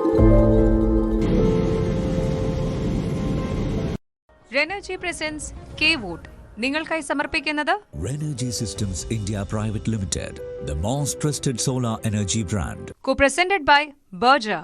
Paint your imagination. കണ്ണൂരിൽ വി കുഞ്ഞികൃഷ്ണന്റെ അനുഭാവിയുടെ വീടിന് നേരെ ആക്രമണം എന്നുള്ളൊരു വാർത്ത കൂടി ഇപ്പോൾ പുറത്തുവിടുന്നുണ്ട്. പയ്യന്നൂർ മാവിച്ചേരി സ്വദേശി പുരുഷോത്തമന്റെ വീടാണ് ആക്രമിച്ചത്. ജനൽ ചില്ലുകൾ അടിച്ചു തകർത്ത അക്രമികൾ മുറ്റത്ത് നിർത്തിയിട്ടിരുന്ന കാറിന് തീ ഇടാനും ശ്രമിച്ചു. സുമേഷ് മോറാഴ ഏറ്റവും പുതിയ വിവരങ്ങളുമായി ചേരും. സുമേഷ്, ഇത് പ്രതീക്ഷിക്കണം, കാരണം അത്രത്തോളം വലിയ രാഷ്ട്രീയ പോരാട്ടമായിരുന്നു പയ്യന്നൂരിൽ. കുഞ്ഞികൃഷ്ണനോട് അങ്ങനെ CPM-ന് ക്ഷമിക്കാനാവില്ല. എന്താണ് സംഭവിച്ചത്? തീർച്ചയായും രഞ്ജിത്ത്, ഇന്നലെ തിരഞ്ഞെടുപ്പ് പൂർത്തിയായതിനു ശേഷം ജില്ലയിൽ വ്യാപകമായ അക്രമ പരമ്പരകൾ തന്നെ ഉണ്ടായിരുന്നു. വിവിധ രാഷ്ട്രീയ പാർട്ടികളുടെ ഓഫീസുകൾക്ക് നേരെയും അതുപോലെ തന്നെ പ്രവർത്തകർക്ക് നേരെയും ഇന്നലെ വൈകിയും അക്രമമാണ് ഉണ്ടായിരുന്നത്. ഇന്നലെ രാത്രി 12:30 നേരത്തെ രഞ്ജിത്ത് സൂചിപ്പിച്ചതുപോലെ ഈ കുഞ്ഞികൃഷ്ണന്റെ അനുഭാവിയായിട്ടുള്ള ടി പുരുഷോത്തമന്റെ വീടിന് നേരെയും അതുപോലെ തന്നെ വീടിൽ നിർത്തിയിട്ടിരുന്ന കാറിന് നേരെയും ഇത്തരമൊരു ആക്രമം ഉണ്ടാകുന്നത്. രാത്രി 12:30 ഇത്തരമൊരു അക്രമമുണ്ടാകുന്നത്. ആദ്യം കാറിന് തീയിടുകയും പിന്നീട് വീടിന്റെ ജനൽ ചില്ലകൾ അടിച്ച് തകർക്കുകയും ചെയ്യുന്ന ഒരു സംഭവമാണ് ഉണ്ടായത്. ഏതായാലും വീട്ടിൽ പുരുഷോത്തരം ഉൾപ്പെടെ കുടുംബാംഗങ്ങൾ അവിടെ ഉണ്ടായിരുന്നെന്നാണ് പറയുന്നത്. അതായത് ഇവരുടെ ഈ അക്രമം കണ്ട് പുറത്തിറങ്ങിയ ഉടൻ തന്നെ 3-4 പേർ ഓടുന്നതും കണ്ടു എന്നാണ് പുരുഷോത്തമൻ പറയുന്നത്. ഏതായാലും ജില്ലയിൽ വ്യാപകമായ അക്രമ പരമ്പരകൾ ഇനിയും തുടരും എന്നാണ് ഇപ്പോൾ പോലീസ് പറയുന്നത്. ഏതായാലും ജില്ലയിൽ കനത്ത പോലീസ് സുരക്ഷയിലാണ് ഇപ്പോൾ ജില്ലയുള്ളത്. ഏതായാലും ഇതുമായി ബന്ധപ്പെട്ടുകൊണ്ട് പോലീസിൽ പരാതി നൽകാൻ ഒരുങ്ങിയാണ് പുരുഷോത്തമൻ. രഞ്ജിത്ത്. ശരി. Renergy presents K-Vote. നിങ്ങൾക്കായി സമർപ്പിച്ചത് Renergy Systems India Private Limited, the most trusted solar energy brand. Co-presented by Berger. Paint your imagination. കേരളത്തിലെ വിവിധ ക്ഷേത്രങ്ങൾക്ക് കാണിക്കയായും നവീകരണത്തിനായും വലിയ തുക സംഭാവന നൽകിയതിന് പിന്നാലെ അനന്ത് അംബാനിക്കായി പിറന്നാൾ ദിനത്തിൽ ക്ഷേത്രങ്ങളിൽ പ്രത്യേക പൂജകൾ. കഴിഞ്ഞ ദിവസമാണ് റിലയൻസ് ഇൻഡസ്ട്രീസ് ലിമിറ്റഡ് എക്സിക്യൂട്ടീവ് ഡയറക്ടറായ അനന്ത് അംബാനി വിവിധ ക്ഷേത്രങ്ങളിൽ ദർശനം നടത്തിയത്.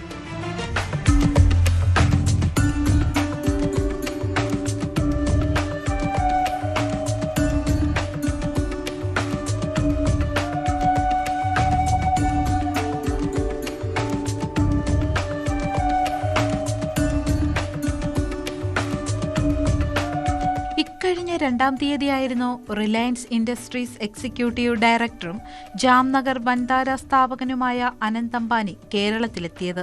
തളിപ്പറമ്പ് രാജരാജേശ്വര ക്ഷേത്രവും ഗുരുവായൂർ ശ്രീകൃഷ്ണസ്വാമി ക്ഷേത്രവും അടക്കമുള്ളവ അദ്ദേഹം സന്ദർശിച്ചു.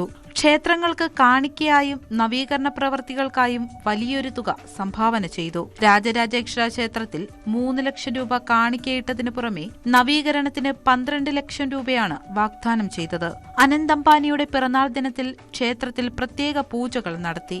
എല്ലാവിധ ആശംസകളും നേരുന്നു. സുസ്ഥ്യസ്തുതേ കുശലമുക്തു ചിരായിരത്തു ഗോഹസ്തി വാജി ധനധാന്യസമൃദ്ധിരത്തു ഐശ്വര്യമക്തു ദീയോക്തുരുഭിക്ഷയോത്തു സന്താനമക്തു സതതം ശിവഭക്തിരം. 8 മണിക്ക് ആണ് ഇവിടെ അമ്പലത്തിലെത്തിയത്. 8:30 ശേഷം 8:30 പൊന്നുംകുടം വെച്ച് തൊഴുകയുണ്ടായത്. അതുപോലെ മറ്റൊരു പ്രധാനപ്പെട്ട വഴിപാടായ അശ്വമേധ നമസ്കാരവും അദ്ദേഹം നടത്തിയിട്ടുണ്ടായിരുന്നു. അതിനുശേഷം ക്ഷേത്രത്തിൻ്റെ വക ഒരു മൊമെൻറ്റോ കൊടുക്കുകയുണ്ടായി. വരുന്ന സമയത്ത് അദ്ദേഹത്തെ ഷാളണിച്ച് സ്വീകരിക്കുകയുണ്ടായി. ഗുരുവായൂർ ക്ഷേത്രത്തിലും കാണിക്കയായി 3 കോടി രൂപ സമർപ്പിച്ചു. പുത്തന്നൂർ ആനക്കോട്ടയുടെ നവീകരണത്തിനുള്ള സഹായവും വാഗ്ദാനം ചെയ്തിരുന്നു. മലബാറിലെ പ്രശസ്തമായ തിരുവങ്ങാട് ശ്രീരാമസ്വാമി ക്ഷേത്രത്തിന്റെ നവീകരണത്തിന് അനന്ത് അംബാനി 60 ലക്ഷം രൂപ നൽകിയിരുന്നു.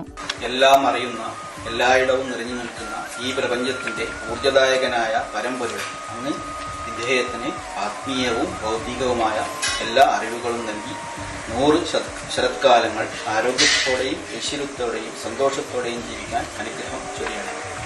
Today, April 9th, on this special occasion, we are conducting special pujas at the temple, including Niramala for Sri Ramaswamy, Niramala for Bhagavati, Ganapati Homa, Neyyamurthu and Neyvalak offerings, and special Avil Nivedyam for Anjaneya Swami, seeking divine blessings for his well-being. We pray for his long life, good health, prosperity and continued success, and for the happiness and welfare of his entire family. നടപ്പുര നിർമ്മാണത്തിന് കടവല്ലൂർ ശ്രീരാമസ്വാമി ക്ഷേത്രത്തിന് 70 ലക്ഷം രൂപയും സംഭാവന നൽകിയിരുന്നു. ചരിത്രാതീത ശില്പങ്ങൾക്കും ഐതിഹ്യത്തിനും പ്രശസ്തമായ ക്ഷേത്രത്തിലും അദ്ദേഹം സന്ദർശനം നടത്തിയിരുന്നു. പിറന്നാൾ ദിനം പ്രത്യേക പൂജകൾ ഇവിടെയും നടന്നു. പൗരാണിക കാലം മുതൽ ചരിത്രമുള്ള തിരുനാവായ തൃപ്പങ്ങോട് ശിവക്ഷേത്രത്തിന്റെ വിളക്കുമാടം പുനർനിർമ്മിക്കാനായി 1 കോടി രൂപയാണ് സംഭാവന ചെയ്തത്. വെട്ടത്ത് സ്വരൂപത്തിന്റെയും പിന്നീട് സാമൂതിരി കുടുംബത്തിന്റെയും അധീനതയിലായിരുന്ന ക്ഷേത്രത്തിൽ നൂറ്റാണ്ടുകൾക്ക് മുമ്പ് വൈദേശിക ആക്രമണങ്ങളിലാണ് വിളക്കുമാടം തകർന്നത്. അനന്തിന്റെ പിറന്നാൾ പ്രമാണിച്ച് ഇവിടെയും പ്രത്യേക പൂജകളുണ്ടായിരുന്നു. Various pujas included Mrityunjay Homam, Shankhabhishekam, Dhara and Navagraha Puja conducted from this morning as part of Anand Ambani's, the youngest member of Ambani's family, birthday today. He dedicated 1 crore rupees to Tripangod Mahadeva temple. He has given to the construction of the Velakkumadam which estimated cost of over 4 crores. Today we do all pujas Anand Ambani's and Radhika merchant name. As soon as possible, please visit the temple and a happy birthday to Anand. Parasuraman സ്ഥാപിച്ചതെന്ന് കരുതുന്ന തിരൂർ തൃക്കണ്ടിയൂർ മഹാദേവ ക്ഷേത്രത്തിൽ നവീകരണത്തിനായി 60 ലക്ഷം രൂപയാണ് അനന്ത് അംബാനി സംഭാവന നൽകിയത്. ഇതിന് ക്ഷേത്ര ഭരണസമിതി നന്ദി അറിയിച്ചു. The Trikandiyur Devasam is under the trusteeship of Samuel Raj of Calicut, and trustee and the ad hoc committee expressed the deep gratitude to the grant amount of 60 lakhs rupees for the renovation and the collection for this temple from Anand Ambani on this day of his happy birthday. The Devasam and committee conducting special pujas and ceremonies in this temple for Anand Ambani of well-being. The temple authorities are offering special puja and offerings for his future endeavor and good health. I wish him a very fruitful birthday and many more birthday yet to come with full health and prosperity. ഇവ കൂടാതെ പെരുന്തച്ഛന്റെ ഓർമ്മകൾ പേറുന്ന അരിയന്നൂർ ഹരികന്യകാ ക്ഷേത്രത്തിൽ 50 ലക്ഷം രൂപയും വള്ളിക്കുന്നിലെ നിറം കൈതക്കോട്ട ക്ഷേത്രത്തിന് പാട്ടുപുര പുനർനിർമ്മിക്കാൻ 75 ലക്ഷം രൂപയും സംഭാവന നൽകി. പരപ്പനങ്ങാടി നെടുമ്പറമ്പ് ഭഗവതി ക്ഷേത്രത്തിൽ മണ്ഡലകാലത്ത് നടത്തുന്ന അന്നദാന മഹോത്സവത്തിനായി 42 ലക്ഷം രൂപയും അനന്ത് അംബാനി നൽകി. ഈ ക്ഷേത്രങ്ങളിലെല്ലാം അനന്തിന്റെ പിറന്നാൾ പ്രമാണിച്ച് പ്രത്യേക പൂജകൾ നടന്നിരുന്നു. News desk news 18.